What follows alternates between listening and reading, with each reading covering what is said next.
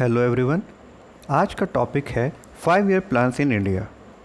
आज के टॉपिक में हम फर्स्ट 5 ईयर प्लान से लेके 12th 5 ईयर प्लान को ब्रीफली देखेंगे, क्या क्या ऑब्जेक्टिव्स रहें। साथ ही साथ ये भी देखेंगे कि सोशियो पॉलिटिकल इकोनॉमिक कंडीशंस उस समय कैसे प्रिवेल कर रहे थे। तो सबसे पहले हम जानते हैं कि प्लानिंग कमीशन बना कब। प्लानिंग कमीशन की जो इस्टेब्लिशमेंट है वो 1950 में हुई, और जैसा कि आप जानते होंगे कि ये कॉन्स्टिट्यूशनल बॉडी नहीं है, इसका कोई जिक्र कॉन्स्टिट्यूशन में नहीं है। फर्स्ट 5 ईयर प्लान जो है वो 1951 से 1956 तक का पीरियड था उसका। इससे हम हैरोल्ड डॉमर मॉडल भी कहते हैं। हैरोल्ड डॉमर मॉडल कहने का मतलब यहाँ पे ये है कि फर्स्ट 5 ईयर प्लान में कैपिटल फॉर्मेशन पर ज़्यादा ध्यान दिया गया, इन्वेस्टमेंट को बढ़ावा देने के लिए, सेविंग्स को बढ़ावा देने पर ज़्यादा ध्यान दिया गया, इसीलिए इसको हैरोल्ड डॉमर मॉडल कहा जाता है। इसका जो फोकस था, चूँकि उस समय हम लोग एक एग्रो बेस्ड इकोनॉमी थे, तो एग्रीकल्चर डेवलपमेंट पर ज़्यादा इसका फोकस था। टारगेट जो है वो 2.1% का था, हालांकि हमने अच्छा परफॉर्म किया और 3.6% ग्रोथ अचीव की। सेकेंड 5 ईयर प्लान 1956 से 61 तक चला। अगर आप रिकॉल करें तो 1956 ही वो साल था जब इंडिया में फर्स्ट इंडस्ट्रियल पॉलिसी लाई गई। इस प्लान को हम लोग नेहरू महालनोबिस मॉडल कहते हैं, और ये जो प्लान है वो यूएसएसआर यानी the union of Soviet socialist republics के मॉडल पर बेस्ड था।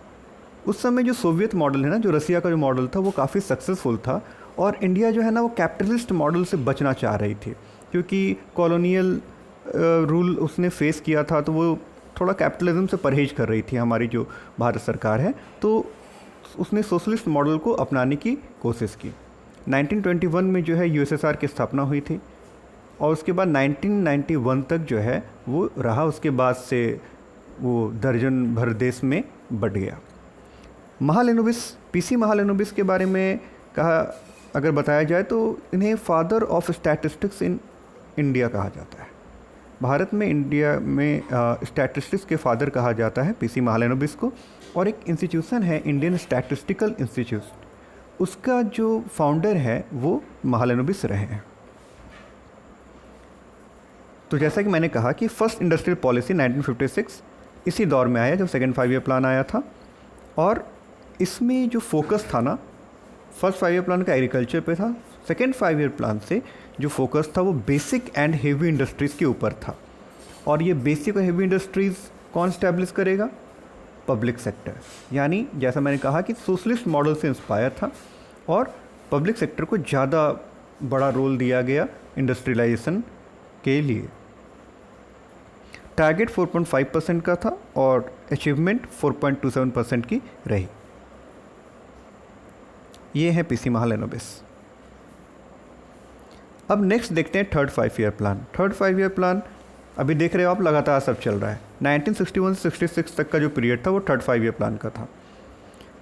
इसे गैडगिल योजना भी कहा जाता है, ठीक है।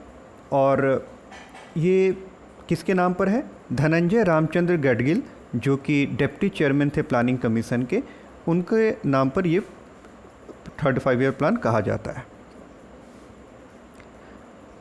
अब 1961 से ये प्लानिंग पीरियड शुरू हुआ, और 1962 में ही सीनो इंडिया वार यानी इंडिया चाइना के बीच लड़ाई हुई, जिसमें इंडिया को शिकस्त मिली। उसके बाद 1965 में इंडो पाक वार हुआ। इतना ही नहीं, और क्या हुआ, 1965 और 66 में जो है ना लगातार 2 साल जो है सूखा पड़ गया। इस कारण से जो प्लानिंग है ना बहुत डिस्टर्ब हो गया ये प्लानिंग पीरियड। हालांकि जो फोकस था वो अपने इकोनॉमी को आत्मनिर्भर बनाने का था, इंडिपेंडेंट बनाने का था, फॉरेन जो कंट्रीज़ पर डिपेंडेंस उसको कम करने पर था। हालांकि इस हो नहीं पाया। हमने टारगेट 5.6% का रखा था और अचीवमेंट मात्र 2.4% का रहा, ठीक है। तो ये पूरा पीरियड जो है वो वार से, और जब भी वार होता है ना तो पूरा इकोनॉमी का फोकस जो है वो डेवलपमेंट से हट के वार जीतने को चला जाता है।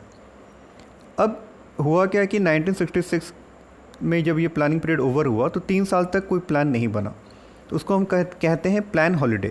1966 से 1969 का जो 3 साल जो आया वो प्लान हॉलीडे के नाम से जाना जाता है, और 3 एनुअल प्लान्स उस समय लाए गए। हालांकि ये वो दौर था जब ग्रीन रिवॉल्यूशन की शुरुआत हुई, तो ऐसा नहीं है कि वो दौर में बस बुरा बुरा हुआ। 1965 के बाद जो है ग्रीन रिवॉल्यूशन ने हमें आगे चलकर आत्मनिर्भर बनाने में बहुत रोल प्ले किया, फूड के मामले में, फूड ग्रेन्स के मामले में। फोर्थ 5 ईयर प्लान जो है 1969 से 1974 के बीच आया। ये आपको याद रखना होगा कि ये 3 साल का गैप हो गया। जब आप बैकग्राउंड देखोगे ना, समझोगे कि 1962 में वार हुआ, 1965 में वार हुआ, तो 66 के बाद फिर 3 साल का हॉलीडे हो गया, प्लान हॉलीडे हो गया। तो जब आप सीक्वेंस में सोशियो पॉलिटिकल इवेंट्स के साथ में देखोगे तो आपको कन्फ्यूज़न नहीं होगा, वो आपको याद नहीं करना पड़ेगा, अपने आप दिमाग में आ जाएगा। तो फोर्थ 5 ईयर प्लान फिर से रिज्यूम हुआ 1969 से 74 तक। इसमें फिर 1971 में इंडो पाक वार होता है, इंडिया हालांकि जीत जाती है। और दूसरा जो इसका फोकस था ना, वो ग्रोथ प्लस स्टेबिलिटी, यानी ग्रोथ तो बरकरार रखना ही है क्योंकि ग्रोथ कहीं ना कहीं पीछे छूट गया था वार के चक्कर में, और स्टेबल रखना है कि वो बरकरार रहे, मेंटेन रहे। और सेल्फ रिलायंस, आप देखोगे सेल्फ रिलायंस पे ना बड़ा जोर रहा। उन दिनों क्या था ना कि हम लोग एक बहुत मतलब पिछड़ी इकोनॉमी थे, और हम लोग कैपिटल गुड के लिए और मशीन्स वगैरह के लिए दूसरों पर निर्भर थे। इवन फूड ग्रेन्स के लिए हम लोग जो है अमेरिका जैसे देशों पर निर्भर थे। तो आप देखोगे कि थर्ड 5 ईयर प्लान से बार बार वो सेल्फ रिलायंस की बात और इंडिपेंडेंट होने की बात कही जा रही है, इकोनॉमिकली इंडिपेंडेंट होने की बात कही जा रही है। उसके बाद टारगेट जो है 5.7% का था, और जो टारगेट अचीव किया गया वो 3.3% किया गया। यानी हमने देखा कि लगातार 2 बार से हम लोग काफ़ी मार्जिन से अपने 5 ईयर प्लान के टारगेट को पूरा नहीं कर पा रहे हैं। अब देखिए, ये पेपर की कटिंग है, इसको देख कर ही आप समझ गए कि मैं किस बारे में जिक्र करने जा रहा हूँ। जी हाँ, इमरजेंसी के बारे में। देखिए, फिफ्थ 5 ईयर प्लान 1974 से 1978 के बीच में आया, और इस 5th ईयर प्लान की जो सबसे बड़ी विशेषता थी वो थी कि इमरजेंसी लगाया गया। इंदिरा गांधी ने 21 महीने के लिए इमरजेंसी लगाया। 25 जून 1975 से 1975 से 21 मार्च 1977 यानी 21 मार्च 1977 21 मंथ्स के लिए इमरजेंसी लगाया गया अंडर आर्टिकल 352। ऐसा नहीं है कि इमरजेंसी देश में पहली बार लगा था, लेकिन हर बार जो है ना वो एक्सटर्नल एग्रेशन यानी वार के चलते लगाया गया था। 1965 की बात हो या 1971 की बात हो, लेकिन ये पहली बार था अब तक के भारत के इतिहास में कि जब इंटरनल डिस्टर्बेंस के नाम पर इमरजेंसी लगाया गया हो। ठीक है, हालांकि बाद में फिर इस वर्ड को जो है, जो कि काफ़ी कंफ्यूजिंग वर्ड था, उसको हटाकर आर्म्ड रिबेलियन कर दिया गया। खैर, इस जो प्लानिंग था ना, पहली बार पॉवर्टी एलिविएशन जो है हमारे 5 ईयर प्लान का ऑब्जेक्टिव बना। गरीबी हटाओ, रोजगार, जस्टिस, एग्रीकल्चर, ये सारा जो है इस 5 ईयर प्लान का टारगेट था। टारगेट 4.4% का रखा गया, अचीवमेंट 4.8% की हुई। यानी फर्स्ट 5 ईयर प्लान के बाद पहली बार ऐसा हुआ कि टारगेट पूरा हुआ। इसका कारण क्या था कि जब इमरजेंसी लगा था ना, तो गवर्नमेंट काफ़ी ज़्यादा पावरफुल हो गई थी, एडमिनिस्ट्रेशन काफ़ी ज़्यादा पावरफुल हो गई थी, तो कोई भी पॉलिसीज़, कोई भी स्कीम्स को बहुत सख्ती से जो है उसे लागू किया गया।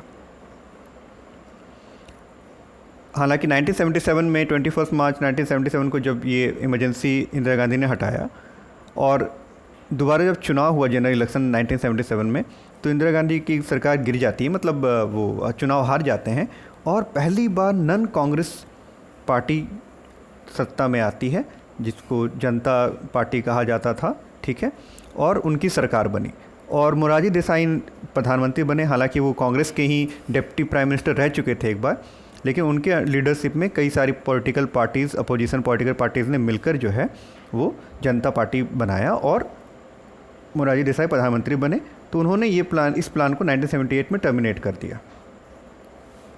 उसके बाद 2 साल 1978 से 1980 तक जो है ना वो रोलिंग प्लान चला। ठीक है, यानी फिर आप देख रहे हो कि 1966 से 69 के जो 3 साल का गैप था, फिर 1978 से 1980 तक फिर गैप आ गया। ठीक है,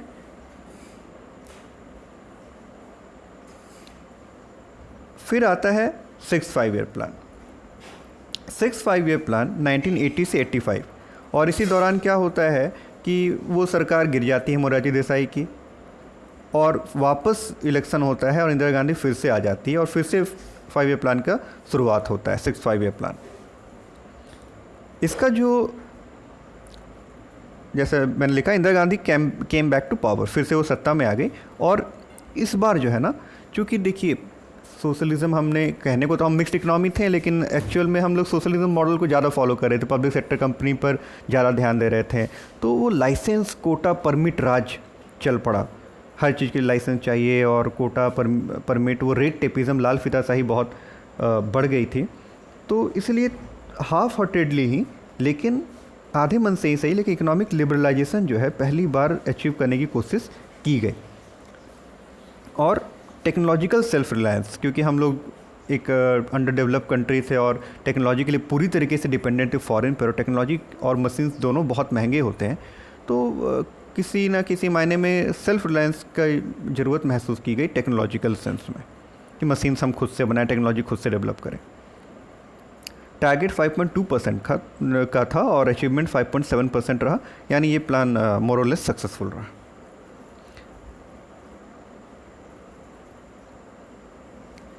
देखिए 7 5 ईयर प्लान, अब ये जो दौर है आप समझिए 1985 की बात है। 1984 में 31 अक्टूबर 1984 को इंदिरा गांधी की डेथ हो जाती है, ठीक है। और फिर चुनाव होते हैं और राजीव गांधी सत्ता में आते हैं, और फिर 1985 से 90 तक वो 5 ईयर प्लान चलता है।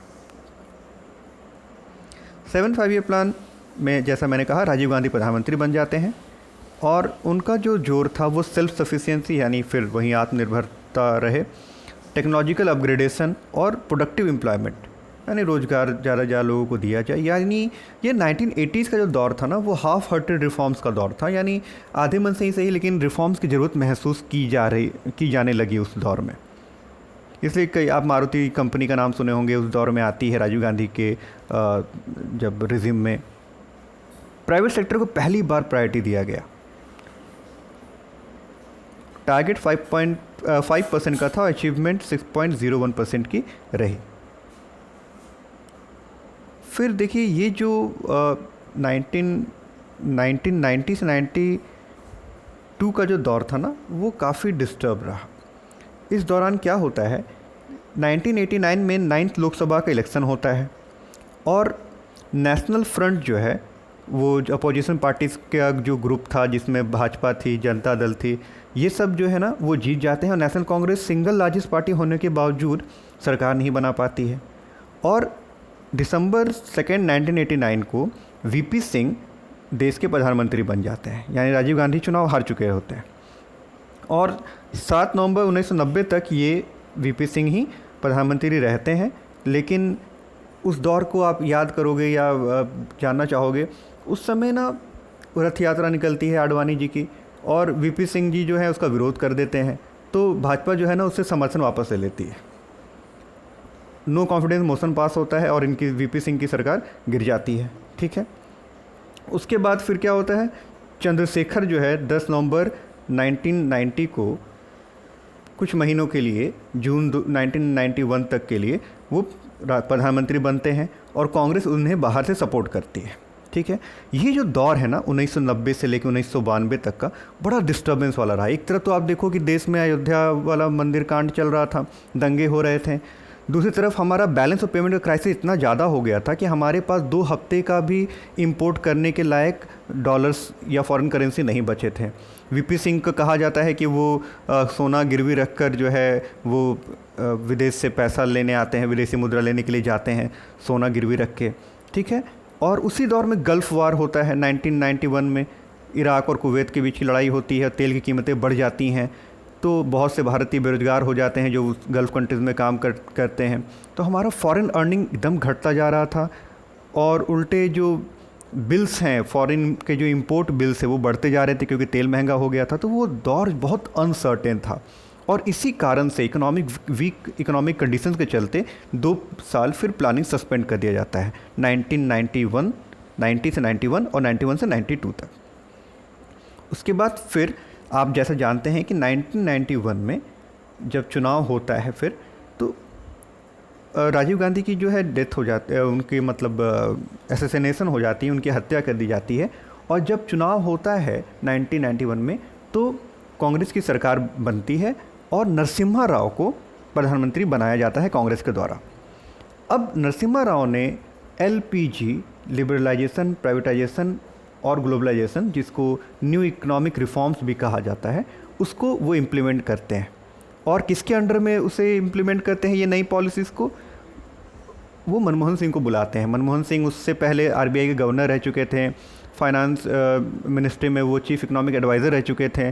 तो उनके नेतृत्व में PV Narasimha Rao LPG reforms को लागू करने की बात कहते हैं। अंतर्राष्ट्रीय जो भी संस्था थी वो लोन देने के नाम पर इन्हें ये कंडीशंस रखा था कि आपको भाई रिफॉर्म्स लाने होंगे तभी हम आपको मदद करेंगे, जो भी इंटरनेशनल बॉडीज़ उस समय हेल्प कर रही थी भारत की।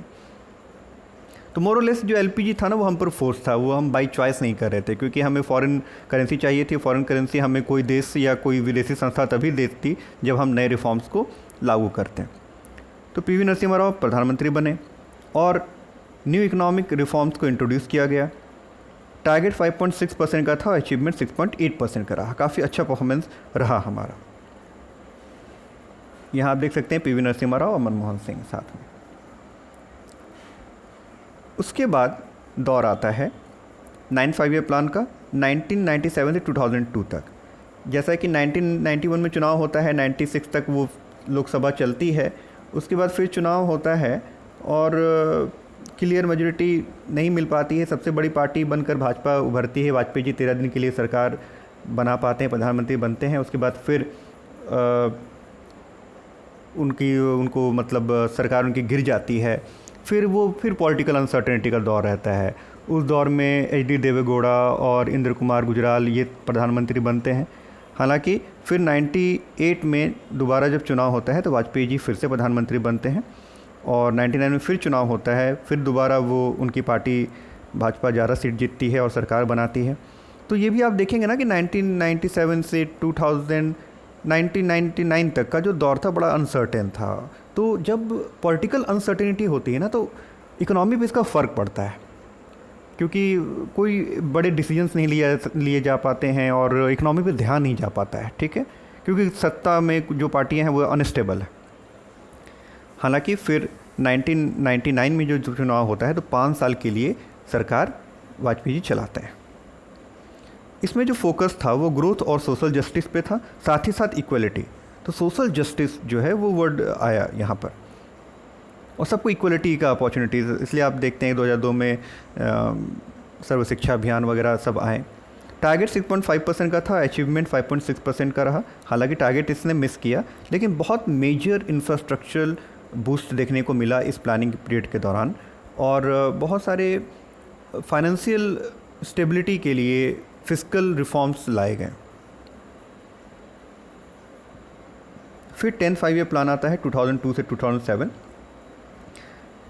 2002 से 4 तक तो वाजपेयी प्रधानमंत्री रहते हैं, फिर मनमोहन सिंह जी आते हैं, और 2004 से 2007 का जो कार्यकाल था, 10 5 ईयर प्लान का जो पीरियड था, उसमें मनमोहन सिंह प्रधानमंत्री रहते हैं।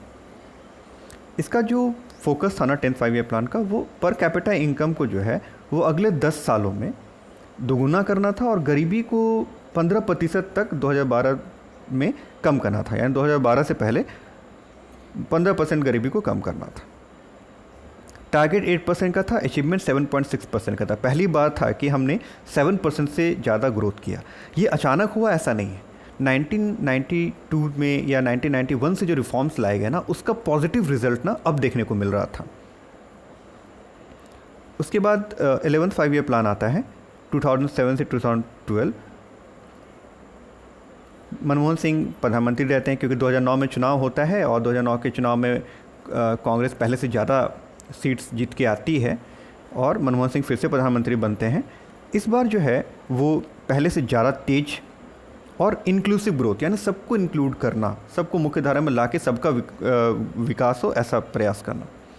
टारगेट 9% का था, अचीवमेंट 8% की रही। इसमें एक बैकग्राउंड याद रखिएगा, 2008 में सब प्राइम क्राइसिस आता है, यानी इकोनॉमी, वर्ल्ड इकोनॉमी जो रिसेशन में जा रही थी, लेकिन हमारे फंडामेंटल्स बड़े स्ट्रॉन्ग थे और हमने 2008 के क्राइसिस को मनमोहन सिंह के अंडर में फेस किया बहुत अच्छे से। और उसी दौर में जब चुनाव था ना 2009 में, तो उससे पहले 6 पे कमीशन लाया गया। 6 पे कमीशन में सैलरी गवर्नमेंट एम्प्लॉयज़ की बहुत बढ़ी, तो इसने क्या हुआ ना, डोमेस्टिक डिमांड को बहुत बढ़ाया। इसलिए जब ग्लोबल रिसेशन चल रहा था, बावजूद उसके हमारी इकोनॉमी ने अच्छा काम किया।